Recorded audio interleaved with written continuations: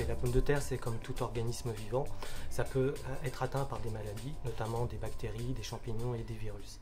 Et parmi les virus, celui qui est le plus important au niveau de la pomme de terre, c'est le virus Y. Il peut induire des pertes de rendement ainsi que des symptômes de maladie qu'on peut voir sur les tubercules, ce qui les rend incommercialisables. Par conséquent, il est indispensable de pouvoir contrôler la qualité sanitaire de ces semences avant la plantation, de manière à éviter la dissémination du virus dans les parcelles. Donc ici, on réalise la première étape, c'est l'échantillonnage. On va prélever une pelure au niveau du talon du tubercule que l'on va broyer à la presse à rouleau et ensuite diluer afin de récolter le jus centrifugé. À partir du jus obtenu, on va réaliser de l'extraction des acides nucléiques. Donc pour ceci, on utilise un robot et des billes magnétiques microscopiques qui vont séparer l'acide nucléique des débris cellulaires.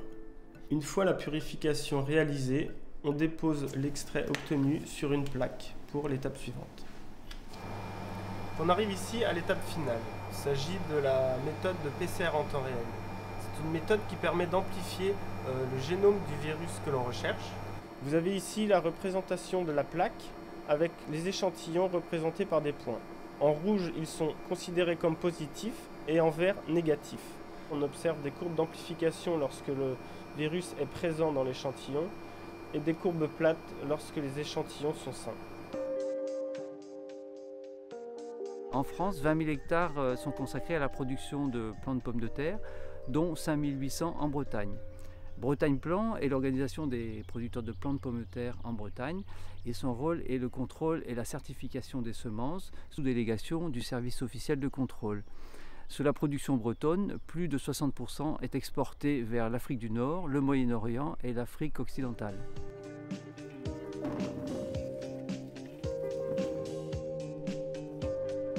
Dans un premier temps, on s'est approprié l'outil dans notre laboratoire. Dans un second temps, on a éprouvé la technique par rapport à notre process de routine. Et aujourd'hui, cette technique nous permet d'avoir des résultats relativement précoces. D'une part pour le producteur, pour sélectionner les lots à replanter l'année suivante. Et dans un deuxième temps, pour sélectionner des lots indemnes de maladie pour l'export. L'avantage principal de cet outil, c'est que maintenant, en 2 jours, on peut connaître la qualité sanitaire des semences, alors qu'avant, il fallait 2 mois environ pour obtenir ce résultat. À partir de 2015, cet outil a été transféré au laboratoire de certification des semences de pommes de terre, et depuis 2016, il est appliqué en quasi-routine pour pouvoir certifier des lots ciblés de semences de pommes de terre.